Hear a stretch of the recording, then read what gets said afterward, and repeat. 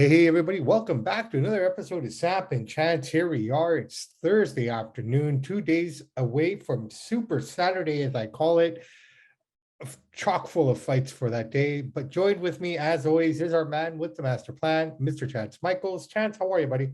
Doing pretty good. How about yourself? Can't complain, man. All is good in the world. My world, anyways. I can't speak for the rest of the world, but yeah, everything is going well.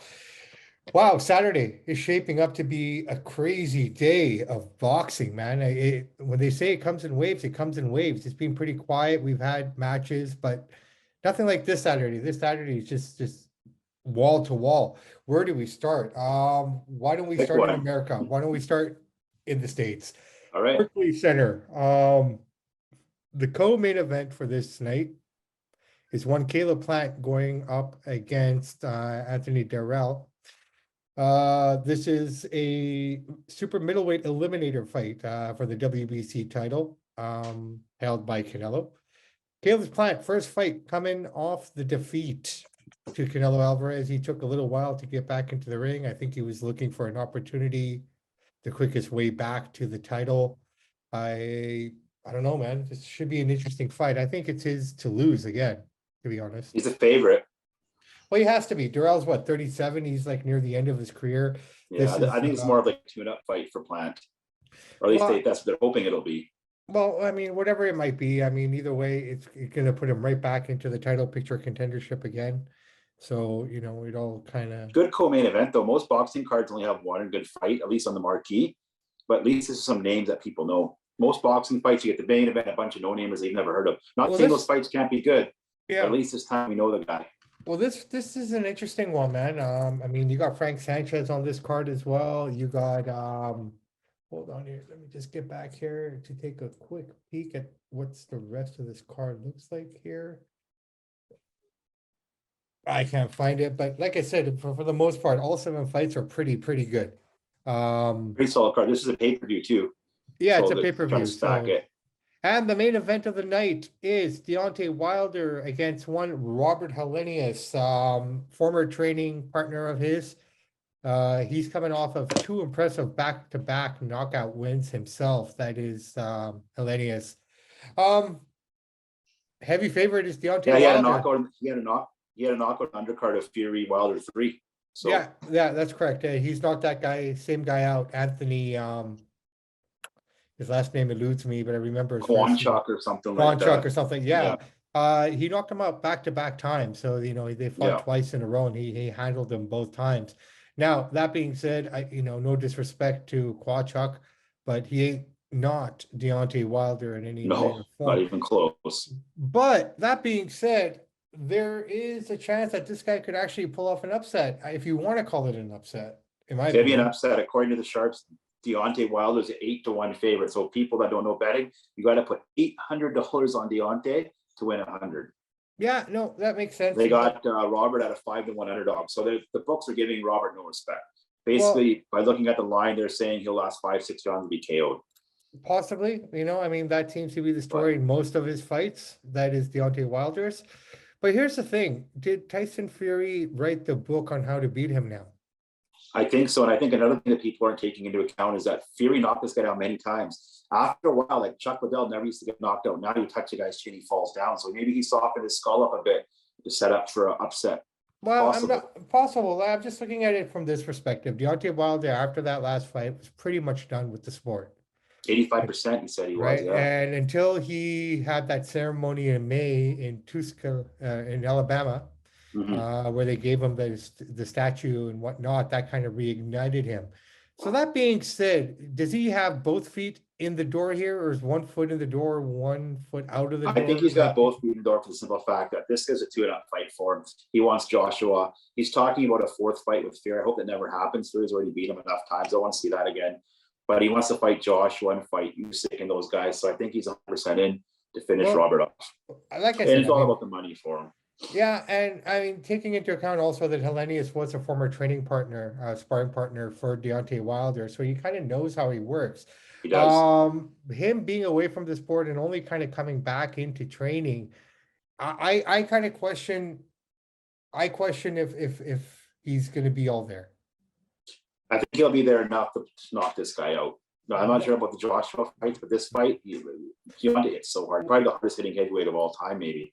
Well, it's a WBC eliminator title fight, right? So I mean, again, something's on the line here to get somewhere. I just almost feel that if Fury has written a book on him where other guys can look at it and go, oh, okay, this is the method, this is how you do it. Yeah. You know, Helenius is big enough that he could power him and push He's him a big back. boy, man. You know, so I mean, I think perhaps maybe some of that fear and luster that other guys had to kind of endure as part of the mental game, not even the physical training or anything, you know, that might be easier going forward if you're facing Deontay Wilder, because now you know you can put him down. And, you know, really, if all you're preparing is for a right shot, you know, I mean, who knows? Like I said, but like you said as well, I mean, right now he's the favorite and whatnot. And I mean, heavy favorite, yeah. You know, 99% of me says, yeah, he should win, but I won't be surprised if it goes the other way. No, Not I'd like saying- to see him win just for the simple fact that I want to see Wilder versus Joshua. That's been talked about for years. I want to see those two finally get it on. And I think if he wins this fight in convincing fashion, that'll probably be the next fight for those two. I disagree. I think the next fight would probably be Andy Ruiz, because this being an eliminator fight, that being an eliminator fight. Yeah, that could the be same Ruiz thing. there, too. So you almost have to have those two guys go against each other to determine who's going to be the number one contender for the WCB strap. Unless Wilder says forget it and just give me Joshua. Who knows? But we'll see. The problem with Joshua is, and this is, you know, I almost get the feeling that this is predominantly on him and not his competitors. He couldn't get the fight done with Fury. You know, the whole reason Fury fought Wilder is because he couldn't get the fight done with Deontay. Exactly. So it almost makes me wonder, it's like, you know, Eddie Hearns and Matchroom are so scared to, and with They know what's going to happen if he fights Wilder and Fury. He's going down. Well, that's the thing. But I mean, they didn't think, you know, they thought the easy fights would be Usyk and Pulev and Ruiz, and look what happened there. Well, two out of the three beat him, right? Yeah. I mean, they exposed him for what he was. I mean, he's lost something. He doesn't hit anymore. He doesn't take chances anymore. One of his trainers, ex-trainers, was saying that when he got clocked in that Klitschko fight, he said to him after, I don't like fighting like that. So I think that kind of made him more hesitant. He's not the same Joshua he was when he fought Klitschko. When Klitschko rang his bell. Although he won the fight, it still hurt him. But that's boxing, man. You've got to be prepared to be hit. If you don't like being hit, then fucking open up a flower shop or something, man. No, I hear you. I guess Klitschko maybe hit harder as he's ever been hit. I'm not sure what it was. Maybe he scared him. I don't know, but he's definitely lost something. I don't know what it is, but he lost some nerve. He's fighting with fear. Yeah. You know, ultimately, that's what I think it is. Anthony Joshua is fighting with fear. He's afraid to get hurt. He's being too defensive. And because of that, it's costing him, man. And you don't want to fight with fear when you're fighting Fury and Wilder, that's for sure. Well, the guy's got power. That's the worst part of it. He has good, strong, solid power that could have knocked out Ruiz easily. Mm-hmm. You know what kind of chin that little guy has. Yeah. Right? Usyk comes up to his fucking tit. He could have knocked him out too. Yeah. Right? He's just afraid to open up and let the power show. Yeah. And as much as everyone wants to talk about that 9th and 10th round, was it the 9th round? Yeah, it was the 9th round. Yeah, it was. Against Usyk in the second fight. Even that looked feeble. It didn't look like he was coming in with full power or ferocity or anything. He was just kind of standing there, just kind of throwing as many punches as he can and hoping one would get in there somehow, you know? That's what I saw. That's what I saw. Yeah, no, I kind of agree with you on that. Right? You know, so that's New York, my friend. Going to be a fun night. I hope people order the pay-per-view. Well, it's going to be an interesting night in that sense. And then let's move over to Australia now. We're on the same night, but the next day, if that makes sense to you, the listener. This fight will be taking place in Melbourne, Australia at the Rob Laver Arena, where they hold the Australian Open. It's a smaller venue. Basically, we're looking at Devin Haney versus George Kambosos Jr. 2. What do you think is going to happen? Do you think Kambosos, he says he likes being the underdog. Well, he likes being underdog, but here's the thing. I mean, he was outclassed, he was outjabbed, and he was outboxed, right? Yeah. You know, and as we were just talking about Joshua, the only thing that could potentially sway things for George in this fight is to come out even more aggressively and not to be tentative. But he did try that in the first fight. The first 3 rounds, he tried to be ferocious. It's gonna get him. But he couldn't get at him. He just couldn't do it. So you got to figure, no matter what George has done in preparation, whatever he's changed, you got to figure Haney's done the same thing. You know, he's, now that they fought each other, he knows what his power is like. He knows what to kind of expect from him in that sense. I mean, it's Well, a George is hard, getting no respect in this fight because they have Haney as an 8-1 favorite. Same thing as with the Deontay fight, 8-1 favorite. You got to bet $800 to make 100 on Devin Haney. So basically, the sharks are saying he's going to get rocked. But you never know. Kambosos is not going to get knocked out. I think it's going to go decision. no, I probably will go decision again. I mean, we did see him get knocked down in the 9th against Teofimo. You know, so that's always a possibility. Possibility, always. But I think, you know, what do you do? What can he do? Like I think he's just going to be a little more aggressive, a little more forceful, and hopefully. But he has to be very careful too, right? I mean, that's the thing. Well, he's got nothing to lose now. This is rematch. If he doesn't win this fight, he's not going to get the big fights for a while. He said he might retire, actually. Well, So, I mean, whatever the case which nobody in may be. boxing ever stays retired. And when anytime a boxer is retiring, it's all crap. It's just a money grab Well, to buy their pay-per-view. Fury does it, Mayweather does it, they all do it. It's all crap. yeah, but yeah, no, fair play. George, I think, is just gonna have to kind of, you know, throw caution to the wind in this one. Yeah. You know, if he feels he has a chance, but you know, on the flip side of that is, I like this George compared to the George we've seen last fight. Last fight he's being cocky, calling the guy a rat, a snitch, which maybe he is, maybe he isn't. This time he's doing old George. I'm the underdog, I'm here to fight, let's go. He seems more focused this time. I'm not saying he's gonna win, but I like what I'm hearing from him at least. well, I mean, he'll never admit it, but the pressure got to him the first time, you know, first major, well, not first major, but you know, after a very long time, a very major card, a very In his major home country as a headliner. Yeah. exactly, right? You know, it's been a long time Australia had something like that outside of maybe the UFC. And that didn't happen very well either when Robert Whittaker lost to Adesanya. Which was even interesting because in that case it'd be New Zealand versus Australia, which is more kind of close to home for them down there. Yeah, George had a lot of pressure on him on that first fight. He won't admit it. He still won't admit it to this day. No, But yeah, he felt it though. You could see he was getting yeah, nervous. yeah, but this time around, you know, the nerves still have to be there, but the pressure isn't because no one's expecting him to win.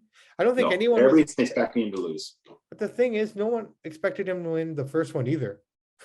That's true, but this time even less people expect it. He's kind of Yeah. like he's in the same spot he was with Teofimo Lopez. This guy's gonna lose. He doesn't have a chance. So I think he's a little more comfortable when everybody, even his own media in Australia, saying he's probably not going to win this fight. Well, the guy went dark for a while, which, you know, shows, you know, an indication of where he's at. He went dark. He ended up living in the gym, sleeping there with the TV Yeah. and whatnot, just to train and stay away from everybody. He's going all in here. He's going all in. So, I mean, I don't expect I this want him to win to be a because he's Manny cakewalk. Pacquiao's training partner and his friend, so I'm rooting for him. I don't think he will though. However, Yeah. I'd like to see him win. Not fair play. I mean, I kind of like Devin Haney, so I'll Yeah, I go on like that Haney too. sense, right? I like both guys. You know what? At the end of the day, it made the best man win. I don't have any Yeah. kind of beef with either one of the guys. I mean, No, I whoever like them wins, both too. yeah, whoever wins this one, They're right? both good guys at the end of the day on this one. Yeah, no, for sure, 100%. And you know, I think I don't think you sleep on this. I think it's going to be a bit more competitive, personally. I still think he gets outboxed. I still think he gets out finessed. I George think does. so too. But I think there'll be a bit more excitement maybe than the first fight was. I mean, like I said, he stood behind his jab for most of that fight, Yeah. right? I mean, George has to force him out of that zone, and I think that's with aggressiveness. But with that also comes with being open to shots, right? So, I mean, chances are we might see a knockout here too. I think this fight should be more exciting than the first one. The first one was good, but it wasn't like you were on the edge of your seat, as a lot of would say. You know, you're in the middle of your seat for this one. I think this one will see a little more action simply because George wants to press. He wants to get that win. And if he wins, we're going to see a third fight. Yeah. Well, I hope not, because I mean, you got a couple dudes in the wings waiting, man. Yeah. So I'll be watching it. I hope it's exciting. You know, I like both guys. I'm cheering for George, but most likely I got Haney by decision. What do you got? Well, I'm gonna go with Haney by decision as well. That's the safest bet, just based on what we saw in the last fight and the style Yeah, they kind of happened. But, a knockout would not surprise me, primarily for the fact that, it's potential.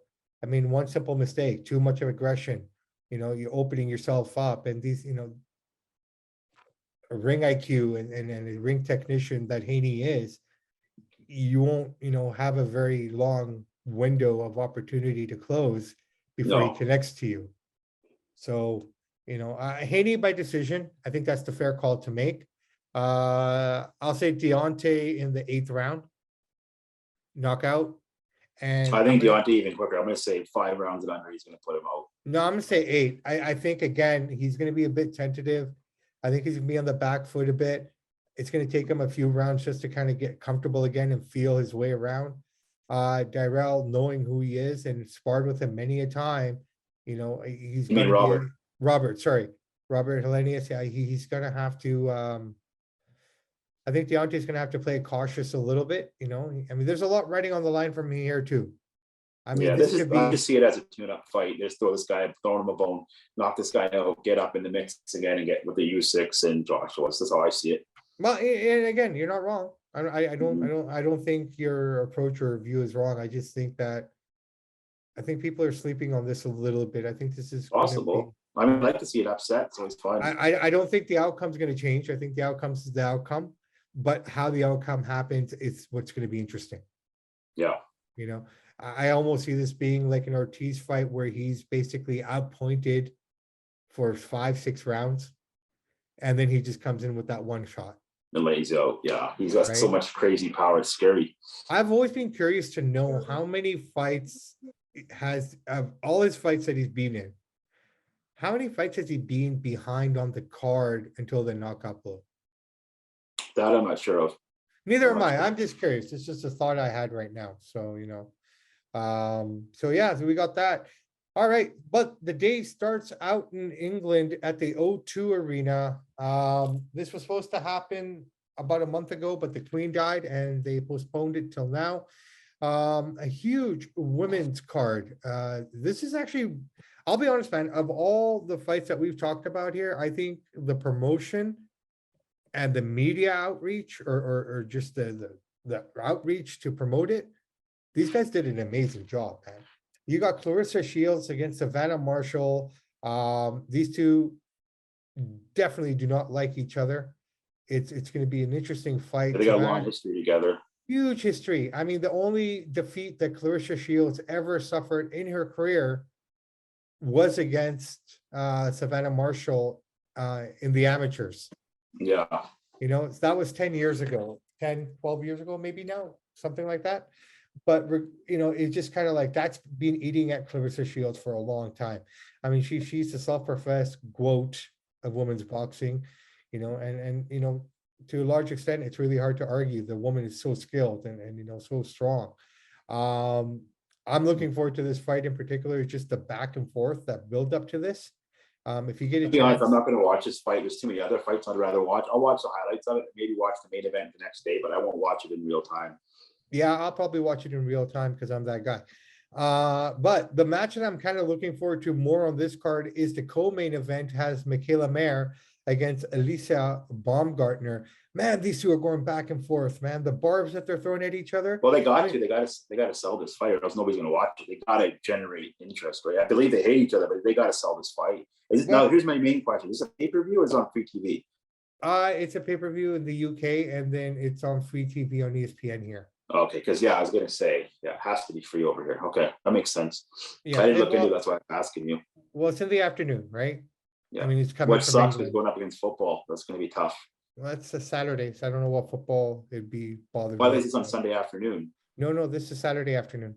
Oh, Saturday afternoon. Okay, well, it's college football on, but yeah. Yeah, but how many people like college football unless you're an American? In America, it's huge. Yeah, I guess so. But I Huge. mean, boxing has its own fans, right? Yeah. But I'm glad it's a free fight because that way people can actually tune in and watch. Not many people are going to order the fight if it was a pay-per-view. So this is smart of ESPN to showcase them. it doesn't make sense to do an afternoon pay-per-view in the States. Well, even if it was at 7, not many people are going to order it. It'd be under 100K. Well, anyways, I'm looking forward to it. I think it's gonna be a Yeah. fun afternoon with those ladies. There's a lot riding on the line.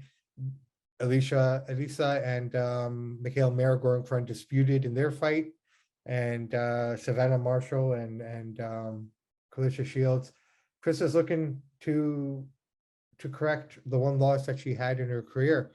I'm looking forward to it, man. I think it's just going to be a great day of boxing, and that night as well, we have All-Star Wrestling as well. So I mean, just a chock full of shit going down this Saturday, man.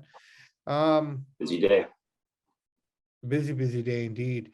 This day in boxing history, anything happen? Not in this day in boxing history. Nothing happened. Nothing happened within the last week significant, but I got a boxing history for everybody. 1993, Julio Cesar Chavez fought Bob Hagen, who's American. 135,000 people, which is an all-time record in Mexico at the Aztec Arena. Obvious, for those who don't know, 5th round, Chavez put him down, knocked him out. But I thought I'd share that one because of just how much people showed up at the arena, and Julio Cesar Chavez is the most popular Mexican boxer of all time. I actually watched that fight a couple of days ago. It popped up on my YouTube feed, and I heard it announced 135,000 people. So for Bob Hagen to go from America there to go enemy territory to fight him, wow, hats off to him. I mean, he got whooped, but he still did it.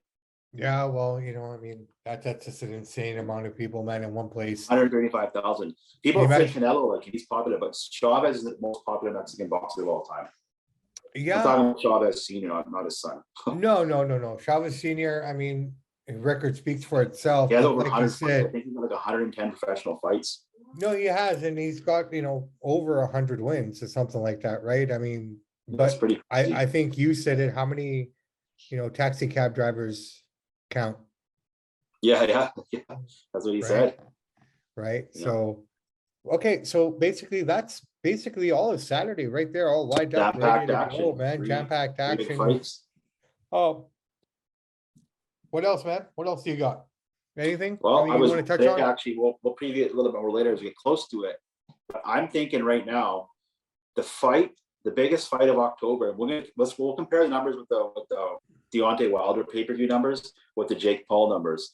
I was watching the press conference today. Le'Veon Bell, for those who don't know, Pittsburgh Steelers former running back, is fighting Uriah Hall on the undercard of Paul and Silva. So this fight is picking up a lot of steam. I watched the press conference today. Ariel Helwani did an interview with him. Uriah Hall said, "I never heard of this guy. You know who he is? I don't watch football." So, I mean, Le'Veon Bell, don't get me wrong. He knocked out Adrian Peterson. It's his first pro fight. I mean, it's a spectacle, but a fun spectacle nonetheless. So I'm looking forward to seeing that whole card. So Yeah, he's starting to gain momentum. Showtime's putting it on. So what I'm basically saying is we'll compare the pay-per-view numbers between Deontay Wilder and Jake Paul and Silva to see what more people are into. That'll kind of tell you. The more peers are going to watch the Deontay fight, but the average Joes are going to watch Silva. So we'll see what's more intriguing here. So I think it's going to be interesting this month, see how it plays out. Yeah, no, we got a lot of stuff coming up here around. This is just halfway through the month. I mean, the second half is also pretty packed. November looks kind of good. Just waiting on to see what December is going to provide. Did you ever see that Le'Veon Bell, Adrian Peterson fight they had? I watched it and I felt like I lost about 10 minutes of my life. Yeah, so this will be a good test for waste of time. I think the only thing that I enjoyed about it was the fact, I lost a lot of respect for Le'Veon Bell, to be honest, when he screwed over the Pittsburgh Steelers the way he did. I mean, he basically, in essence, screwed himself over in football. Yeah, because he never had a career after that. Right? He never had anything. I mean, just you're not bigger than the team. Just to clarify, I'm a huge Steelers. And he's still young. He's only 31 too, eh? Still a young guy. Well, I mean, if you're not playing football, your body's going to be okay, right? So yeah, so good for him for trying to be a professional boxer, man. If he beats Uriah Hall, it's good. Yeah, I hope Uriah Hall kicks his ass. Just puts him in place. The one thing that I do like about these guys, they're bringing excitement to boxing, right? It's like, I love boxing. Don't get me wrong, but sometimes it's boring. Sometimes some of these cards are dull. Like, so you get one big main event and the rest of these guys, like some of the fights, but you don't know who they are. Now we're kind of bringing a little more entertainment, as you can speak, so to speak, to the fights, which I don't mind it at all. Yeah, I mean, there's room for both of it, right? You got the celebrity stuff, you can have the hardcore stuff. There's room for it all, right? I guess so. I mean, at the end of the day, I watch the celebrity stuff just because I have to. I mean, I'm not geared to it. maybe I'm old school that way. I just kind of grew up with an old school father who was a No, don't get me old wrong. I school still look for boxing the fan. pure stuff. I like entertainment, right? But ultimately, at the end of the day, like I said, it's like you said, it's just entertainment to me. I don't really see any value in the product itself. Well, I you can look mean, at it this way. This is like, you can look at the wrestling of the 70s. Bruno Sammartino in his trunks wrestling a guy on the ground for 30. It's kind of boring. What did Vince McMahon do? He brought the Showtime to it. This is kind of what they're doing here. You know, we're going to add a little excitement to it, a little WWE style, a little more better entrances, a little more, you know, swag, so to speak. Kind of no, make it a little more I, exciting. I get what you're saying. I'm not saying you're wrong in any way. It's not for me. No, fair enough. It's not something I would go out of my way to watch if I didn't have to. You know what I mean? I mean, I'm curious only because of Anderson Silva being involved. Yeah, I only want to watch that to see Jake Paul get beat up.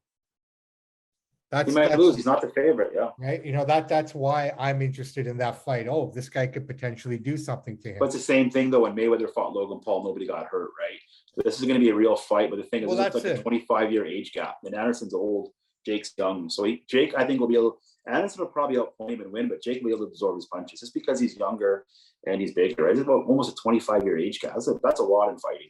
No, it's a lot, but you know, I think experience has to speak for something here too, right? Yeah. So that's why I'm saying I think Anderson will win, but yeah, I mean, hopefully Anderson's not on the PEDs anymore. I hope he's off the steroids, so it's not a no contest again.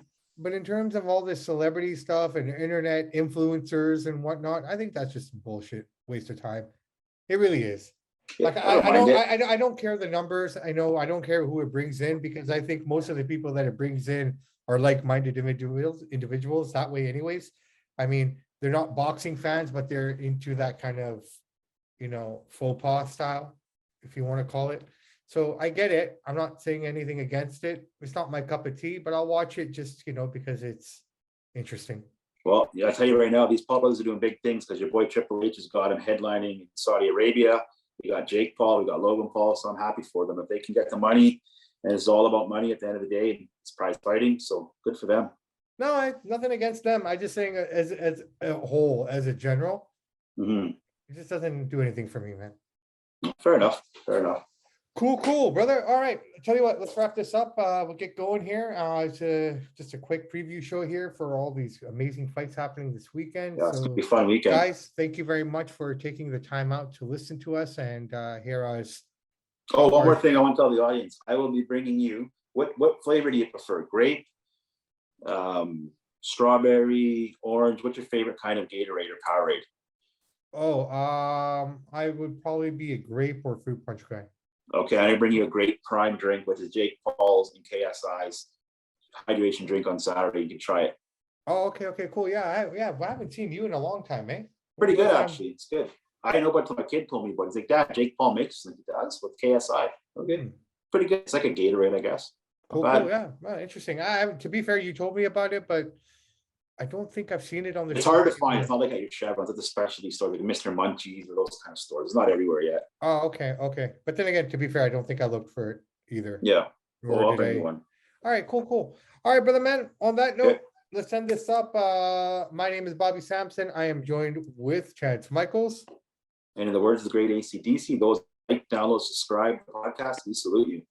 We do salute you. And then I know this is boxing, but in the infamous words of one Ed Whalen, in the meantime and in between time, that's it for Samp&Chance. Thank you for listening, and adios, muchachos. Have a great weekend, everybody.